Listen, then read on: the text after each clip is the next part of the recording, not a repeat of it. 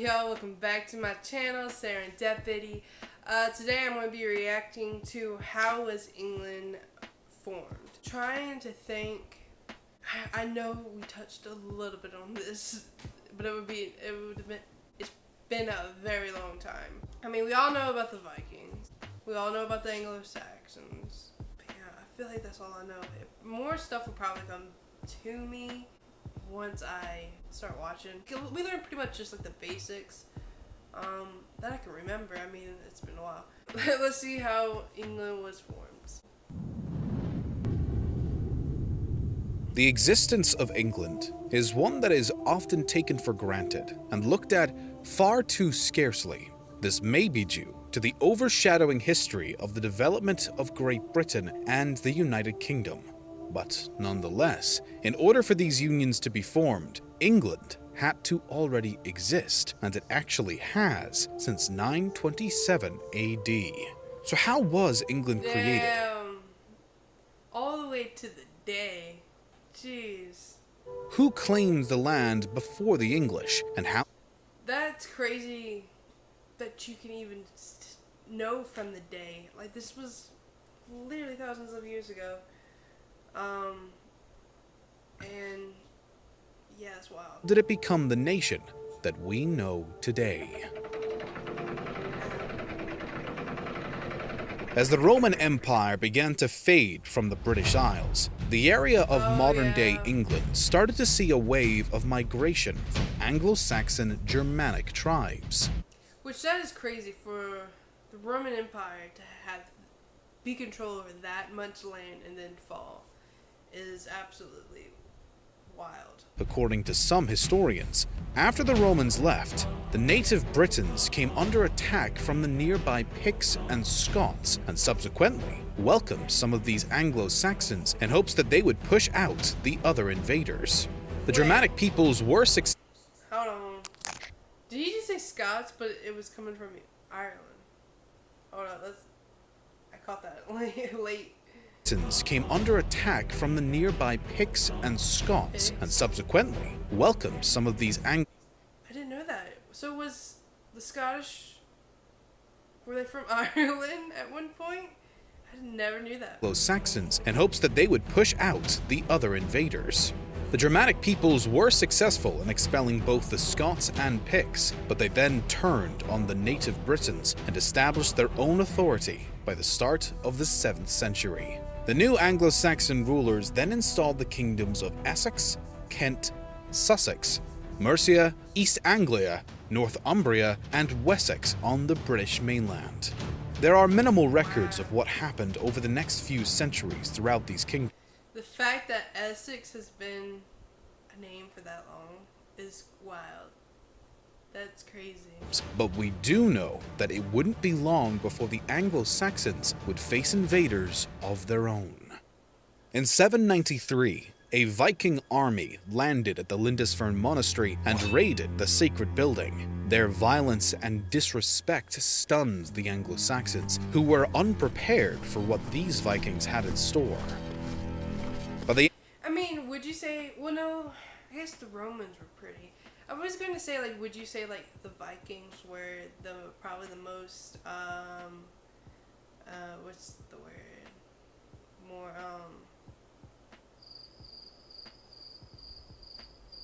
damn it, what's the word? More, like strong, like they had more weapons and they were more developed, would you say? But the Romans, I don't know, for the Romans to fall, they were pretty, developed as well, huh? End of 870, East Anglia fell to the Danish invaders, and Mercia was lost only 4 years later. As the Vikings seized Northumbria next in 875, Wessex was the only remaining major kingdom under Anglo-Saxon authority. When the current king of Wessex, Ethelred, died, his younger brother Alfred was left to protect his kingdom's independence. At first, he did so by paying off the Viking aggressors until he was eventually prepared to lead an army against them. This culminated in the Battle of Edington, which left the Danes utterly routed and ended their attempts to capture Wessex. I wonder if, so tell me if like they left like fields that were battles that were fought alone. I'm just curious because that would be cool to go like to the battlefields of like Battle Eddington, like he said. Like I know here, like wherever a battle was like mostly taking place, most of the time, the fields have been like left alone. So I wonder if that's the same thing, because that would be cool to go visit too. Is like fields where battles were fought thousands of years ago. A power vacuum in Mercia around the same time resulted in King Alfred also gaining control of the kingdom, and instead of establishing a new monarch, he placed an alderman in charge. This nobleman would answer to King Alfred himself and kept the King of Wessex as the ultimate authority throughout both regions, although a part of Mercia would be ceded to the Vikings. After the death of the King of Wessex and the contemporary leader of Mercia in 911, Edward the Elder and Ethelfled each became their respective successors. Together, these new rulers began to increase the pressure that had already been put on the neighboring Danelaw. In 917, Ethelfled expanded her lands to the north, and Edward was able to incorporate all of East Anglia into his kingdom. As Ethelfled pushed forward with the expansion, she managed to extend Mercian territory all the way up to York, where the locals decided it would be best to simply pledge loyalty to her as opposed to fighting. Although Ethelfled shortly died, her daughter, Elfwin, was supposed to take her place and continue on the current course. Unexpectedly, though, the Mercian people quickly ousted their new leader and accidentally created the perfect opportunity for King Edward from Wessex to seize all of Mercia not long after. In 918, the Anglo-Saxons continued farther into Danelaw territory and slowly gained more and more land for themselves. By the time of Edward's death in 924, the newly acquired neighbors of the Anglo-Saxons had all pledged allegiance to the king. This put the Anglo-Saxons in a confident position as Edward's son, Aethelstan, took over the kingdom. Around this time, Etheltan's sister would marry the local Viking ruler Sihtric, who still controlled Northumbria. Aethelstan marched on and was finally able to bring the kingdom of York under his crown as his sister's husband passed away. This left Northumbria up for grabs, and the king swiftly consolidated it as part of his kingdom. This is Jeez. So York, I guess York's another big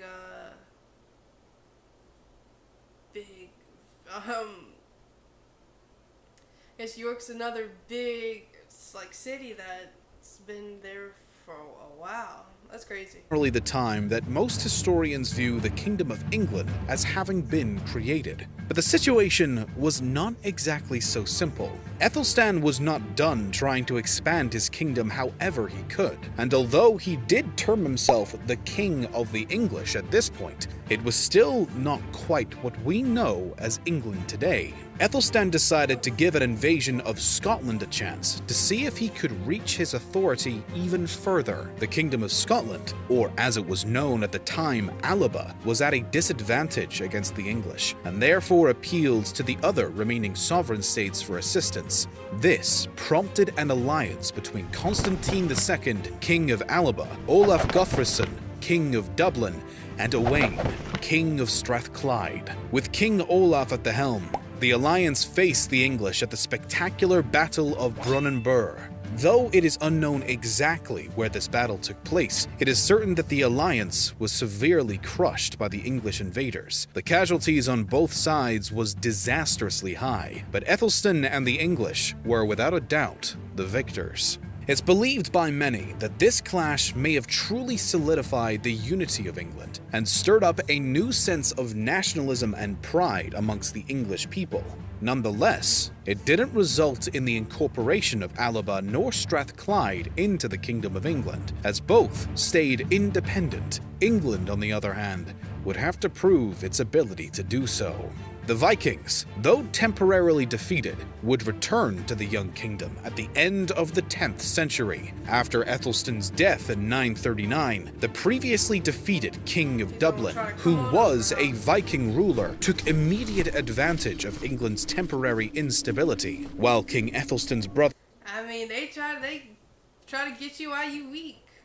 Edmund, took over the English realm. King Olaf swooped in to reconquer. I like how while all this is going on, Wales, nothing's going on with Wales. I wonder why Wales has never been touched at this point. Man, I don't know what kind of battles were going on. But you would think, like, to get closer to England, you would take Wales. You know? So I wonder what Wales had to do with all this. Like, why did they leave Wales safe? Some of the lands that had once been in Viking hands. York was quickly captured, and a large chunk of what used to be Northumbria and Mercia was also taken, as he strong-armed the English into accepting this annexation. Ironically, when Olaf died in 941 and his cousin, who shared the same name, was transitioning to the throne as his successor, Edmund of England jumped on the chance to pay the Vikings back for the invasion. The following year, the middle chunk of annexed land was retaken by the English, and in only 2 more years, the Vikings were entirely pushed out of Northumbria. This essentially reunited England, since the territory was now all under Edmund's control. As ambitious as his ancestors, Edmund next invaded Strathclyde, but only took some of its southern territories by the end of the incursion. The rest was given to King Malcolm I of Scotland, as opposed to joining England. It once again appeared as though the Kingdom of England had established some stability. But this was once more short-lived. Edmund was mysteriously murdered in 946, which left his younger brother, Edred, as King of England. The next year, Eric Bloodaxe from Norway attacked and seized the... I mean, it's like every time you get your land back, somebody takes it again. Recently reincorporated Northumbria, which prompted almost a decade of conflicts over who, throughout the Isles, would lead Northumbria. Eventually, the English king was able to once again and permanently reclaim the territory on behalf of England. His death soon ended his reign after this victory, and his young nephew Eadwig temporarily succeeded him, but was quickly deposed in favor of his brother Edgar. However, this was only a partial deposition, which meant that Eadwig would still hold a small section of the kingdom as a co-ruler. When Eadwig died only 2 years after this decision, Edgar simply took over the whole of England. Under the reign of King Edgar, known as Edgar the Peaceful, the true foundations of the English kingdom could finally be established. Many reforms were passed, and a vast number of the systems and laws that had existed in the Danelaw were actually upheld, in hopes of avoiding any displeasure from the Danish portion of the population. Peace, unity, and order were the pillars of Edgar's nearly 2-decade-long reign, and his work helps to fully solidify the unity of the young Kingdom of England. The ultimate foundation of England was a long and shaky process. From the initial immigration of the Anglo-Saxons into the region to the establishment of their first kingdoms, extending into the invasion and rule of the Vikings, it wasn't until the Anglo-Saxons began to seize territory from the Danelaw that an inkling of modern-day England could be seen. After a series of conquering, being conquered, reconquering, and so on, the Anglo-Saxons eventually united the existing kingdoms throughout England. From there, it was merely a matter of establishing solid borders, maintaining their captured territory in order to keep their kingdom physically solid, and eventually, under the rule of Edgar the Peaceful, building the foundational laws and structures of what we know now as the Kingdom or Nation of England. The only thing is, I wish that he added, like, the years where you could see, like, how long were the Vikings, when they came over, how long did they have, you know, that land into, you know, the Wessex kingdom fought back, and I would like to see, like, more of, like, the years. Like, for all this time, England has been, like, the same, pretty much. I guess at some point, you know, they did their own invasions. It's cool how, for the most part, England has been the same. And I guess you could say the others, Scotland and Ireland and Wales, for such a long time. But I wonder what kept Wales so safe during all this invasion times. I wonder what made them, you know, where nobody was going to touch them. This was a good, like, refreshing my memory, because I knew Actually, I kind of had it backwards. I thought it was the Vikings that came first, and then the Anglo-Saxons came by, and then they took over. But I didn't realize it was Anglo-Saxons first, and then the Vikings tried their best to take over, but couldn't really do it fully. I hope you enjoyed this video, and like always, there's more to come, and I'll see you in the next one.